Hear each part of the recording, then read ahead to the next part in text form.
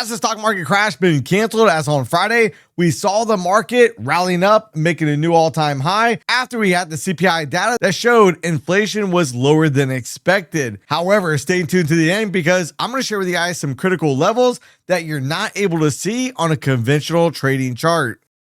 This week's going to be very important out here for the stock market. Keep in mind, Jay Powell and company have the FOMC meeting coming out this week, and we're going to see, will Jay Powell pour more fuel in the fire? We saw on Friday the S&P 500 gapping up, and not only gapping up, but also closing at a new all-time high. Now, there is a subtle nuance here. On the daily chart, we have a little bit of wick on the top of the candle and a little bit of a wick on bottom of that candle. Now, if we go over and we look on the weekly time frame real quick, it looks like we closed almost at the tippy top of the range. MACD indicator, I've been screaming about this for some time, is starting to look a little bit tired, but we're still not starting to see any type of substantial pullback at this point in time. Now, what's kind of ironic about this is as the market is at all-time highs, we come over and look at the fear and greed index and we're sitting at 33. We are still over into fear territory. Then we look at the most recent investor sentiment survey. This week, we had a reading of 36.9 on the bullish side, which actually increased from the prior week at 33.7. The bulls also dropped off a bit. They went from 46.1 down to 42.7. So with the stock market at all-time highs, why is there so much fear in the market? Because when we come over and look at the volatility index, once again on Friday, we saw the VIX was in the red. VIX was down 5.38%. But now on the daily chart, the VIX is starting to get down towards some of those critical levels. Keep in mind, once we're down in this range, this is exactly where we tend to see volatility spikes in the market. And now, once again, tariffs are back in the news. Trump says he's going to increase the tariffs on Canada by 10% after Canada's Reagan ad. Now, let me know in the comment section down below. Do you guys think this is going to be Taco 2.0, 3.0, 4.0, wherever the case may be, and end up walking back these tariffs? Or could this potentially cause a gap in the market come Sunday night? And if we do get some volatility in the market Sunday night, maybe that will transfer over into Monday and we'll see the markets coming down, potentially trying to fill the gaps.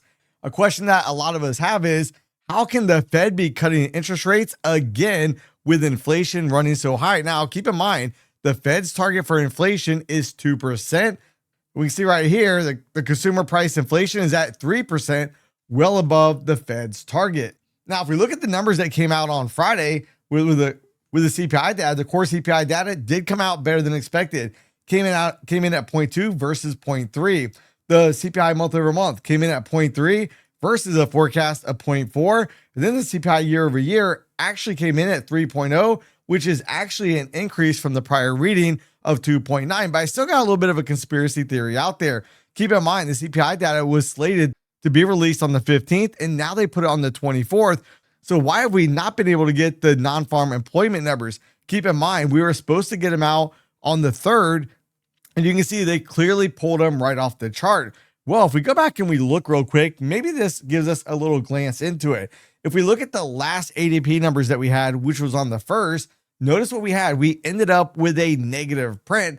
So maybe, just maybe, that's why the market's pricing in that the Fed will be cutting rates at the next FOMC meeting. The market's pricing in a 98.3% chance that Jay Powell and company will be cutting by 25 basis points. Now, I think this week could be more important. Not does Jay Powell cut, but what does Jay Powell say at the press conference? Is it cutting and being dovish, or is it cutting and actually being hawkish out there? Now, we come over and look at the Dow Jones real quick. I have some charts I want to share with you guys that are kind of conflicting at the moment. The bottom chart is going to be the transportation index. The chart on the top is the Dow Jones. We see the Dow Jones this week running up, making another new all-time highs. But then look once again at the transportation index, turning right back down. We are not able to take out one swing point at this moment. Another chart I want to pay attention to is going to be the SPY, the chart on the top, versus HYG, which is high yield bonds. Now, high yield bonds have been able to start breaking out some of the swing points, and we can see that high yield bonds is also starting to put in higher lows. We have the low down here, higher low, and once again a higher low. And we can see the high yield bonds almost back at highs. Now we come over and look at the 10-year yield versus the 2-year spread. And notice if this starts to steepen, this is going to be troubling out there. We want to pay very close attention because because with the news on Friday that caused the markets to gap on up, come over and take a look at the dollar index. Dollar index basically closing Friday out there with a doji candle. If we look at this on the 5-minute chart, here's when the CPI data report was released. What did the dollar do? It sold off. Well, that's really no surprise. Then we come over and look at gold. Gold went rocketing on the way up once again. However, I got a pattern I'm going to share with you guys with gold here in just a little bit. But we also want to come over and look at the 10-year yield. This is important. When yields rise, it's normally problematic for the market. And if we look at the 10-year yield, look, all right, here was from the CPI print. We dipped down and then we rallied up, almost closing near the session highs. We come over and we look at this on the daily chart. You can see the wick on the bottom, and then we started to close back up. And then look down here at the MACD indicator. Is this low in the MACD indicator lower than the prior low down here or equal to it? No, but look at price. If we simply draw a trend line real quick and we look and we connect the lows, is the trend line sloping downward or upward? I know the answer, obviously, so does everybody else. It's sloping downward, but then we draw that same trend line and we connect the lows of the MACD indicator. We can clearly see we have divergence. Something's not matching up. Is the MACD indicator giving us an early warning sign that we could see yields start to spike up? Now, if we do see yields start to spike up, we talked about this on the live stream. We come over and look at gold. Gold has pulled back a little bit, but now we have some wicks on the bottom of these candles just above that 38% Fibonacci retracement. But the key chart I want to look at for gold is really going to come down to this 4-hour chart. And actually, before we go to the 4-hour chart, let's go back over to the weekly chart. Keep in mind, gold just got done running straight up for 9 consecutive weeks. And now we have a little bit of a down week, but now we have quite a large wick on top of this candle, quite a large wick on the bottom. I'm still going to consider this candle slightly bearish, but still a little bit indecisive due to the wicks. Now on the 4-hour chart, here's a zone that we had mapped out on the live stream.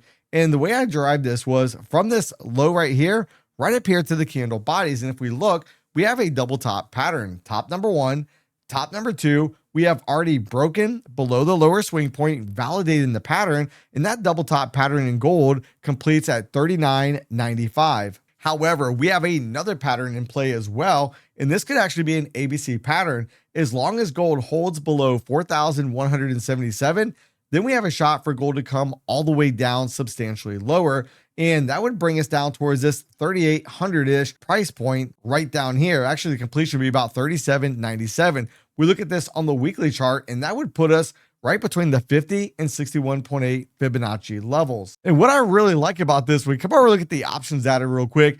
Look at this chart on the left. If we look at the expiration out there for November, notice where we have right down here, just above, actually coming in at 3,800. We have put support, and that 3,800 matches up very cleanly with the level right between the 50, 61.8 fib level, along with that 4-hour A to B equals C to D pattern right down here.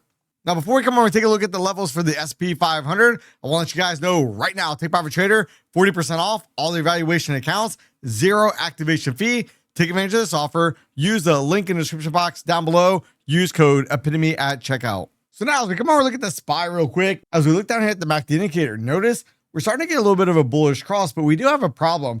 As the SPY made a new all-time high, the MACD indicator is simply not confirming the highs.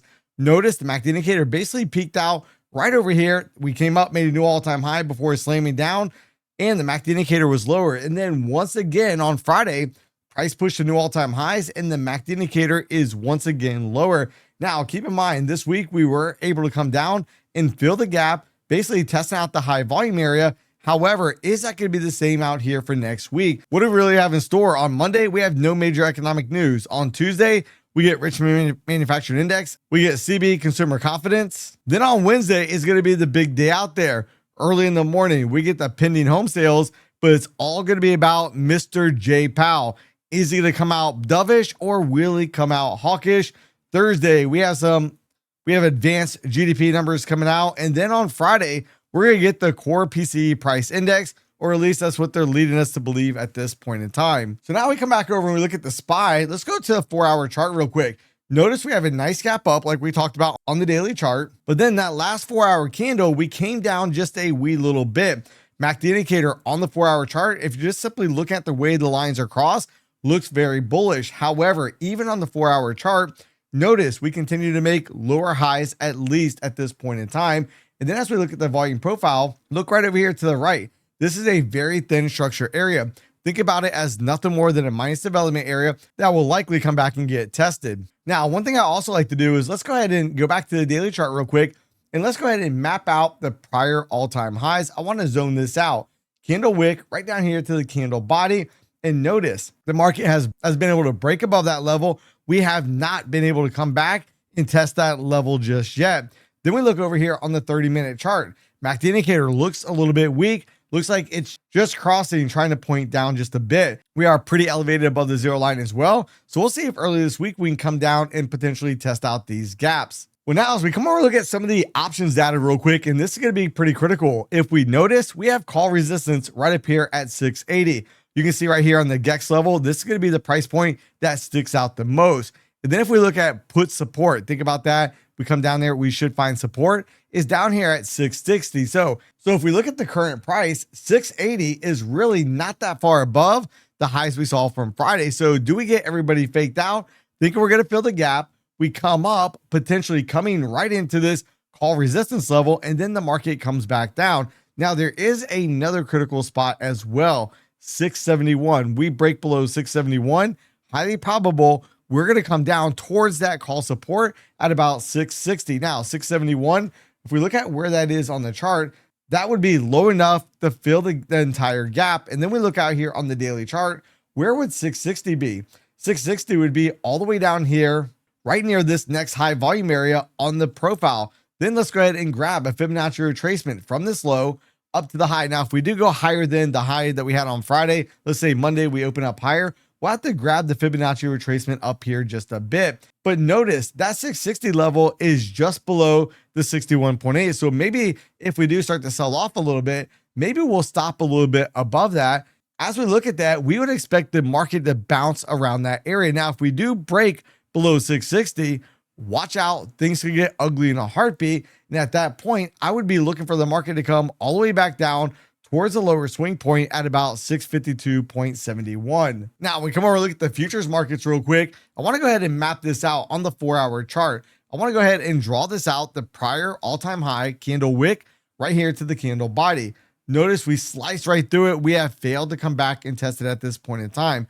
Also, that correlates kind of with a minus development area of the profile. Then we look right on the composite profile. We can see it's very thin structured over there as well. Now, if you notice, look at where value area high is, 67.85.5. We are closing way above that. Anytime we close outside of value, we expect the next 1 to 2 sessions, we'll come back and visit value. Now, in this case, since we're looking at a weekly volume profile, 1 session is considered 1 week in time. And then if we break below that, I would look down here at the point of control, 67.74. Then below that, down here at value area low, about 67.34. But keep in mind, we start breaking that, I want to pick off any of these high volume nodes to the downside, 67.12, 66.97, and then all the way down here at 66.72. You might say, Mike, there's no way we're making it down there. Well, keep in mind, Jay Powell could potentially douse this fire hot rally with some comments during the press conference on Wednesday. And just like everybody thought over here, when we closed way outside of value right over here on October 10th, what do? The very next week, we came all the way back up and we were able to test value area low. So I'm looking for something very similar, but let's go ahead and play devil's advocate real quick, because do you guys also see a potential pattern setting up on this chart? Well, if we grab our Fibonacci extension tool, we measure A to B, B to C. The B to C leg is a corrective leg. And then we project, we have a price completion at 69.09. And keep in mind, Goldman Sachs and company, they've been calling for the S&P 500 to hit around that 7,000 price mark. When we come over and look at the daily profiles on Friday, I'm going to classify this as a P as in Paul shaped profile. And let me go ahead and remove this real quick. On Thursday, we went ahead and we left behind an untested point of control, 67.74. But look what else we were unable to test.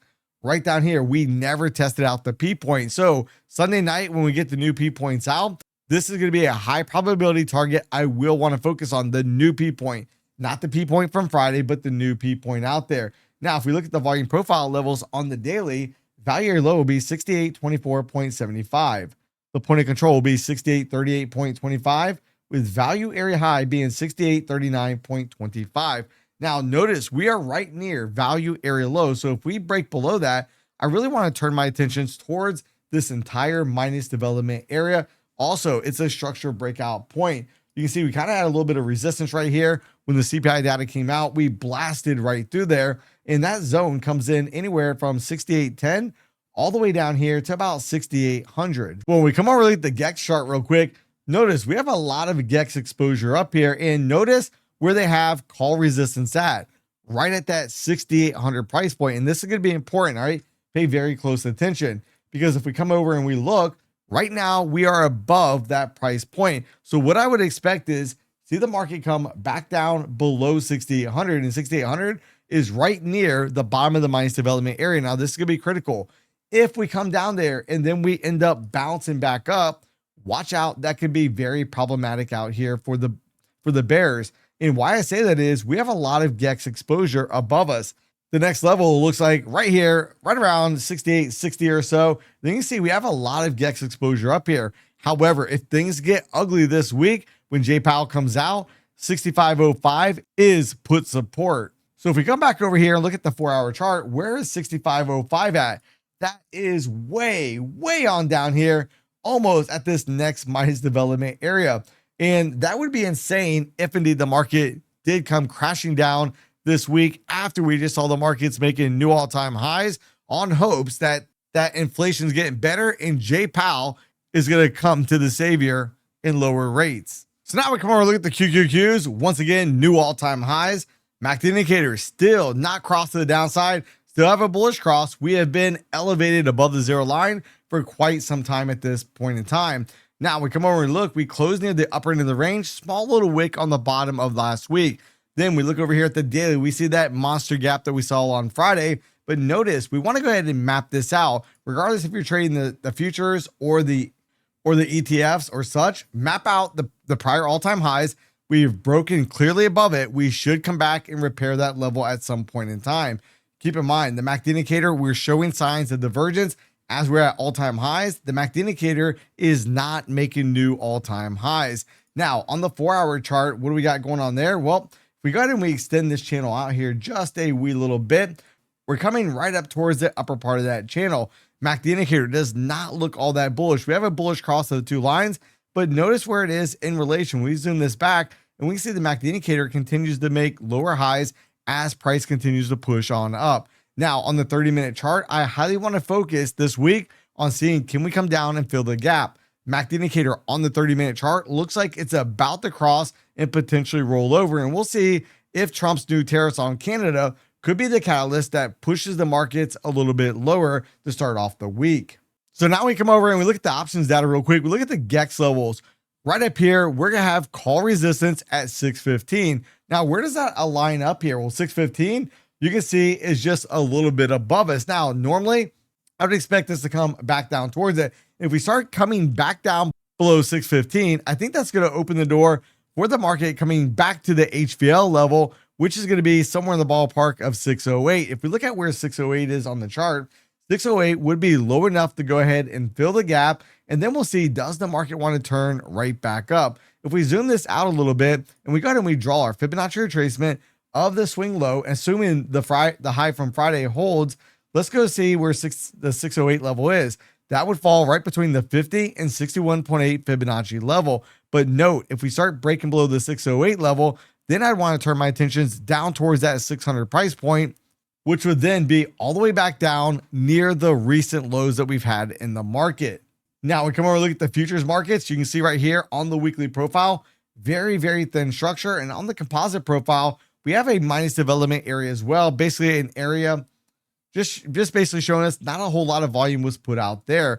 I also want to go ahead and map out candle bodies right up here to the candle high, map out the zone. We can clearly see we have broken above the zone. We have failed to come back and test that zone, at least at this point in time. So I do think highly probable we'll come back and visit that zone. Now, if we look at the value area high, that'll be down here about 25,348.75. We have the weekly point of control, 25,313 and a quarter. Value area low will be 25,036 and a quarter. Notice we close well above value area high, which indicates that either this week or next week, we will come back and revisit that level. If we break below that, I want to target the point of control. I want to target down here towards value area low. And more importantly, look over here on the 30-minute profiles. Notice what we did not do on Friday. We did not take out the P point. We did not take out the point of control from Thursday. And as we look at this, depending on where we open up, if we end up gapping up, we're going to end up with 3 consecutive untested point of controls. And if we look at the volume profile out here from Friday, I would classify this as a P as in Paul. So that means if we break below value area low, highly probable we are going to come down and visit the lower third of the range, somewhere around 25,383. Now we'll look at the GEX levels here in just a moment, but notice we also have a minus development area that we'll see if we end up slicing right through it. Keep in mind, with the minus development areas, the first time we come into it, the market will normally bounce right out or end up consolidating around those levels. And that value area low will come in at 25,484.75. The point of control on the daily will be 25,513.25.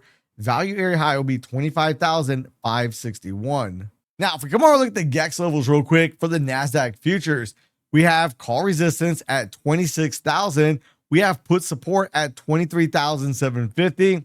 And our HVL level will be right around 24,990. So let's go look at that call resistance real quick. That's going to be 26,000. That would put us just above the high from Friday, and that would be a new all-time high. This is an area where I would expect to see the market try to revert back down, potentially start to come down towards the minus development area. And if we get above that value area high, maybe we make up towards that 26,000. Once we start getting back below value area high, that's when we can target all the volume profile levels along with the minus development area and wherever the new P point is come Friday. Now, in the event that we flush all the way down to 23,790, which I do think is a little bit far-fetched at this moment, because that would put us below that low that we saw a few Fridays back where we had that nasty day in the market. And it would even be low enough to take out one of the point of controls off the weekly time frame, 24,073. So will Jay Powell be the catalyst that gets the market down towards some of those lower levels, or are we going to be able to essentially break above that call resistance and continue to march the new all-time highs?